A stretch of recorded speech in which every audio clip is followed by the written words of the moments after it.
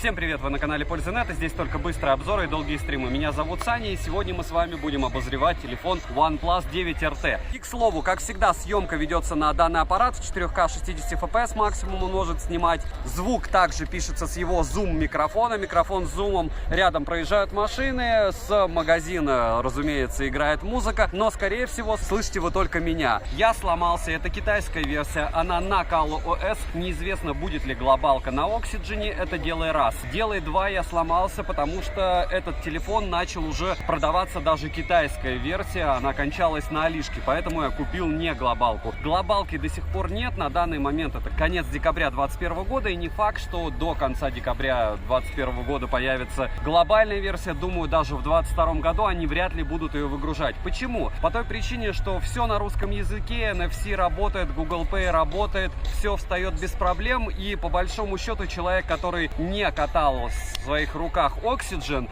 от Кала вряд ли его сможет отличить. До такой степени скорость работы и все остальное похоже, что прям очень странно. Вообще, по факту, даже больше настроек в той же Кала, и это странно. Не странно то, что аппарат не имеет беспроводной зарядки, не странно, что кое-какие плюшки здесь вырезаны. Есть определенные минусы даже относительно Motorola S20 Pro, обзор на который был пару дней назад, можете посмотреть. Здесь USB все еще второй версии, если вы решите по кабелю все скидывать. Все еще не допилены определенные ПО по связи с компьютером, ничего не поменялось. Но в целом все, опять же повторяюсь, китайские программы сносятся, устанавливается Play Market, и вы устанавливаете все, что вам надо и все, что вам хочется. OnePlus теперь это бренд Oppo, это его премиум сегмент, и, возможно, это даже неплохо, что они являются теперь корпорацией BBK в сумме. Не знаю, к чему это приведет. На данный момент аппарат меня радует, камеры радуют, кроме фронталок OnePlus, как всегда, подкачал. Что они сделали со снэпом 870 вы увидите в ролике. По стабильности лайк заранее, смотрим. И немного дополнения к входу. Разумеется, опять все снимается на OnePlus 9 RT, но чтобы вы понимали, чем вот это дело отличается от, допустим, OnePlus 9 Pro, который опять же в постоянном использовании. Тем, что здесь, по мне, на данный момент чуть хуже автофокус, это раз. И два, у OnePlus 9 RT нет ограничения в 5 минут при съемке в 4К 60 FPS. И поверьте мне, это очень важно. Насколько хорошо здесь работает микрофон, который на меня сейчас направлен, вам лучше слышно, чем мне. Акустика здесь не фонтан, никаких звуковых ловушек нет, то есть вы слышите эхо. На улице вы должны были слышать шум. И теперь вы готовы к обзору. Смотрим. Сегодня будет довольно драматичный обзор на OnePlus 9 RT. Почему драматичный? Кратко. Я собирался купить этот телефон только когда он выйдет на глобале. Но в тот счастливый и магический момент, когда я увидел, что даже китайцы закончились с продажи, практически там оставалось 3 штуки у самого крупного магазина, я решил все-таки его приобрести. И по большому счету я не жалею. Почему? Потому что на тот момент, когда я покупал, они кончились. Сейчас вроде бы они снова появились. Опять же, смотрите по ссылке в описании.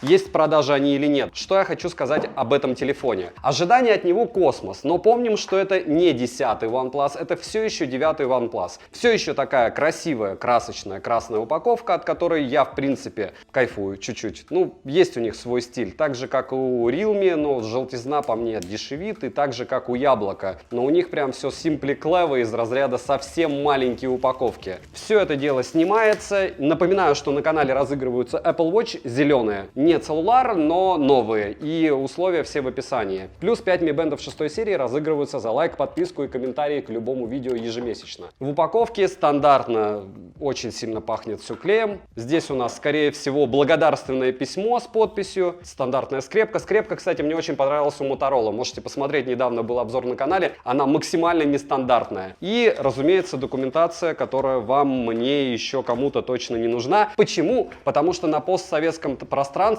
во всяком случае в Российской Федерации, OnePlus официально не продается. У них нет официальных представительств, и все магазины, что мы с вами знаем или видим, неофициальные. Смотрим. Упаковочка. Ничего никто у меня не вскрывал, что радует. Не люблю, когда вскрывают, если я не прошу вскрывать телефоны. Поверхность... Я даже не понимаю, матовая или глянцевая. Внешне матовая. Матовая, но это не soft touch. Вообще класс.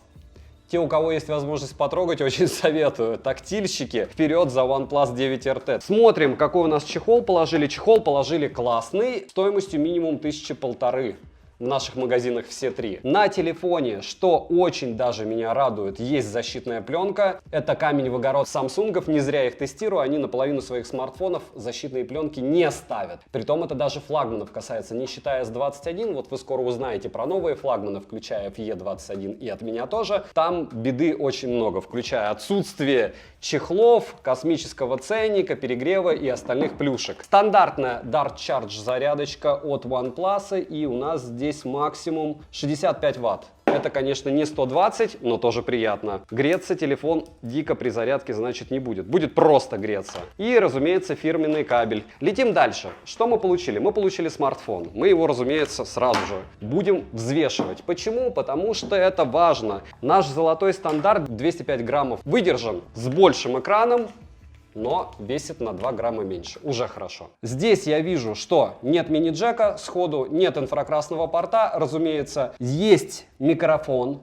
что очень важно. Как раз на камерах, скорее всего, есть аудиозум. И двойная вспышка тоже на борту. То есть нам ничего не нужно прямо даже думать. А помимо этого есть фирменный переключатель Vibro, притом он здесь не такой плотный, как на OnePlus 9 Pro. По-любому здесь резинка есть, по-любому есть какая-то защита от влаги, да. У нас есть возможность запихать здесь две физические симки. Русский язык сразу же из коробки.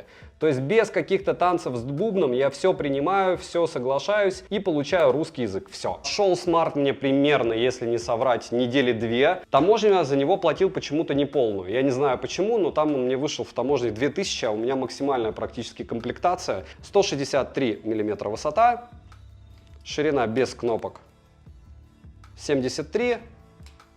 С блоком камер, мне кажется, он толстый. Нет.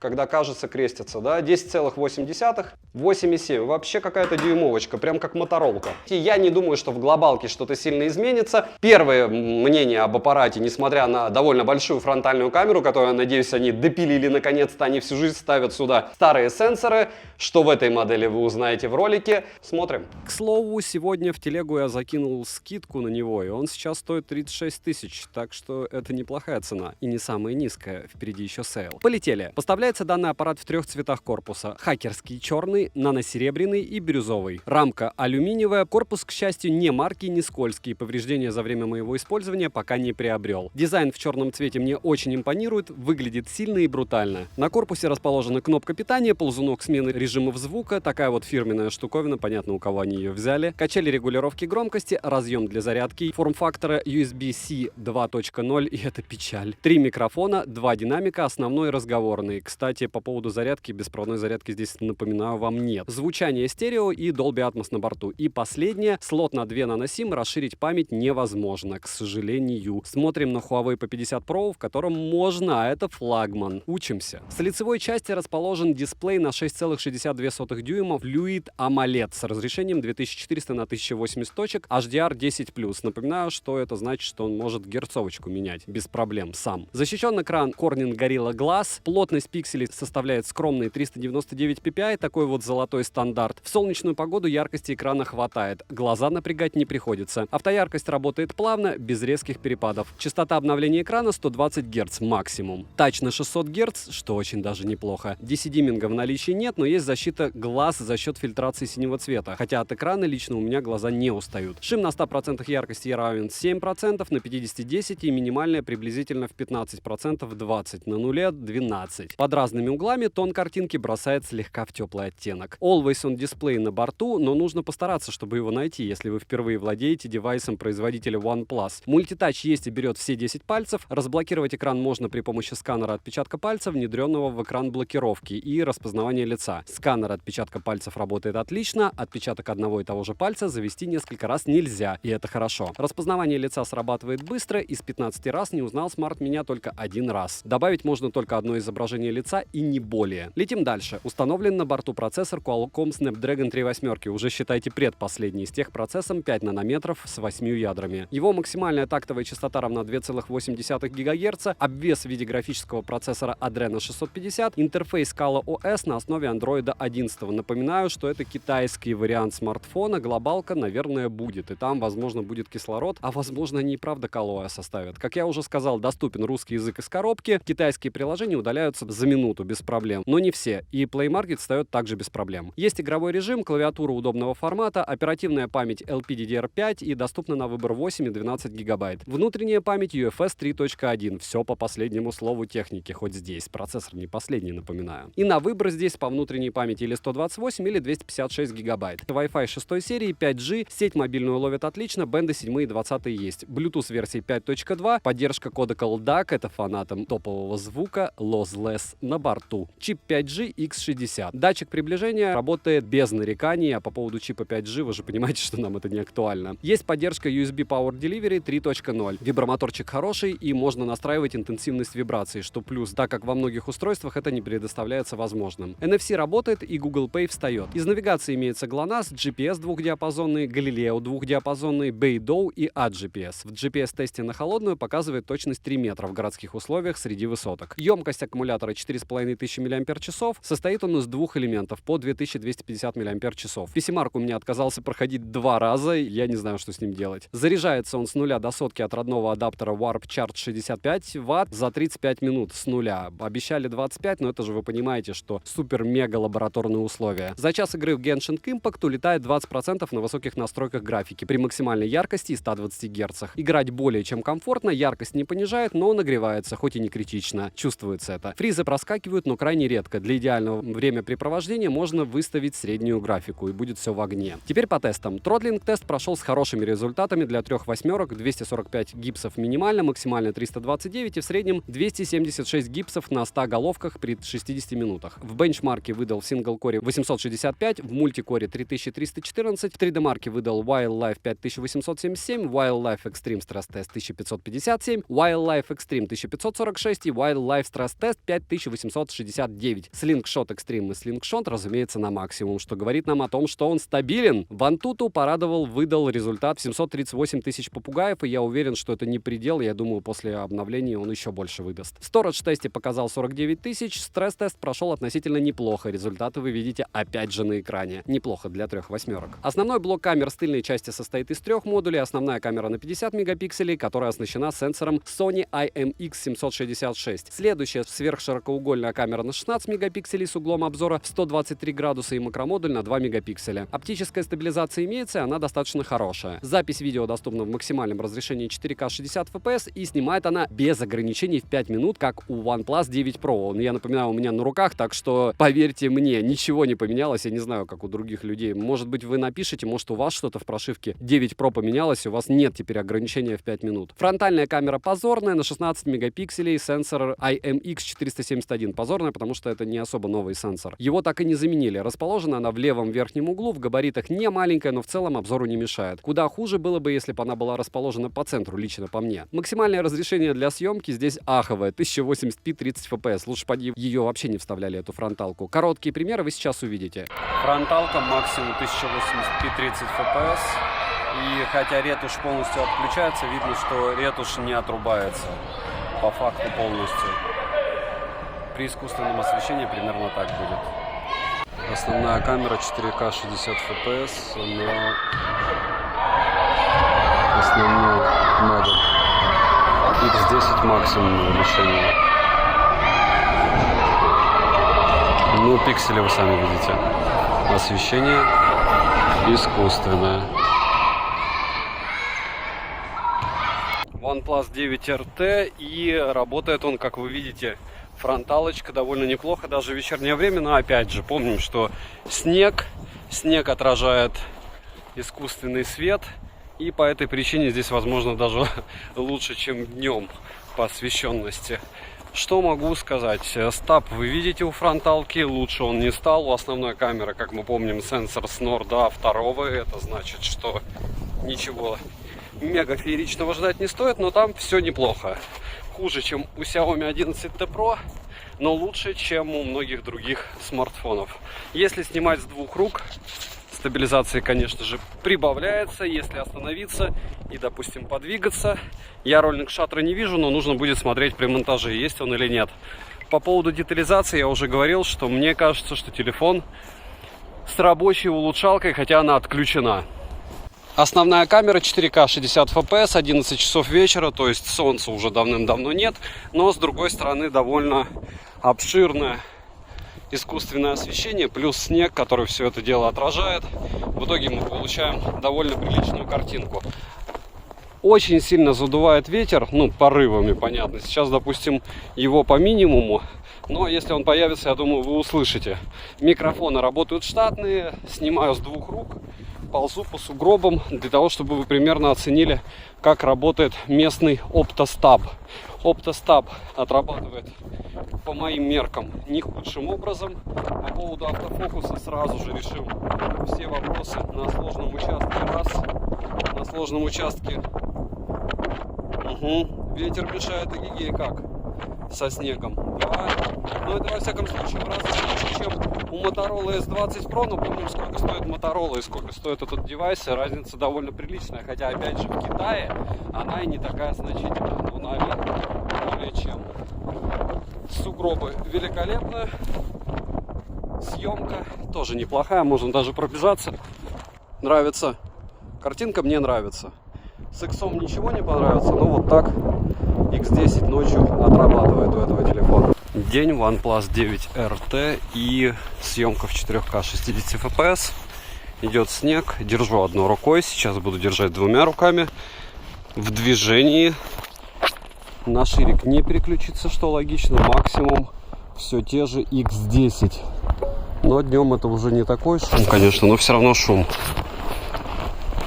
Вот так примерно вы сможете свои урбанистические виды снимать в данных условиях обстановки. Допустим, раз автофокус, два автофокус, три автофокус. Автофокус работает максимально быстро, максимально круто. Может быть, кому-то он и не зайдет, но большинству, мне кажется, его будет более чем достаточно. В целом, по съемке он очень сильно напоминает OnePlus 9 Pro. Фронтальная камера ультра скромная 1080p. Я не знаю, с какого перепуга они решили, что фронталка никому не нужна, но вот так. И стаб, вы видите, как у фронталки работает, точнее не работает. Если попытаться снимать с двух рук в движении, будет так. Если остановиться, нет, даже малая тряска руки. Здесь как-то не особо стабилизируется. Роллинг шаттер, разумеется, нет. Но фронталку обсуждать, которая является огромным минусом OnePlus, я даже не хочу. Почему? Потому что, ну, не делают так серьезные производители уже в серьезных смартах. А это серьезный смарт. Маловато будет. OnePlus 9 RT, стандартный оконный режим, как у всех Realme в стоке. Но это не Realme, понятно, что это теперь кластер Oppo. Ну, вот так вы сможете примерно снимать. Притом можно, кстати, использовать иксы во время съемки. Опять же, на основную камеру логично, но это довольно удобно для многих, во всяком случае. Влог, кто ведет, либо travel влог, еще лучше. Здесь travel влог особо не поведешь, это Мурина. Жесткие высотки, ладно, небоскребов здесь практически нет, но в целом мне вот эта приблуда нравится. Я не знаю, мне кажется, что очень многие пользуются подобной штуковиной. Переключение довольно плавное. Если, допустим, X2, X5, можно одной кнопкой. Минусы — это Type-C 2.0. Нет ЭК-порта, нет разъема под мини-джек, нет беспроводной зарядки, нет возможности расширить память. Сенсор на фронталке так и не заменили. И к минусам я отнесу то, что Oppo признали, что это теперь OnePlus их бренд, и теперь это ColorOS, и неизвестно, что будет с Oxygen. Во всяком случае, может быть, это и неплохо, как многие говорят. Но по факту, за счет цены, которая сейчас в районе $500, и, возможно, будет еще дешевле во время распродажи, которая будет как раз, по-моему, сегодня началась. Если вы сегодня смотрите с утра обзор, 27 числа. Ссылка в описании к видео, промокоды работают. Надеюсь, вы успеете ими воспользоваться, если решите купить данный смарт. Он мне зашел. Резюмирую, аппарат выглядит и работает достойно. Хватит его на дольше, чем любой топовый Xiaomi. Я в этом уверен. 11T у меня уже эгегей как глючит. Может быть, только мне, правда, опять не повезло. Камера хоть и не с таким высоким разрешением, как у OnePlus 9 Pro, но качество на выходе вообще не разочаровало. Производительность неплохая, экран приятный для глаз в использовании, и я считаю, что он топовый. Подписываемся с колоколом, ставим лайк за труды, пишем обязательно, что еще интересно вам на обзоре. Можете посмотреть, как S20 Pro от Motorola ужасно работал. Недавно был обзор пару дней назад, и еще Motorola будет, и, конечно же, последняя тоже уже давным-давно в пути. Так же, как Pixel 6. На 6 Pro я давно уже делал обзор. Девайсу однозначно да. Добра и удачи вам, дорогие друзья.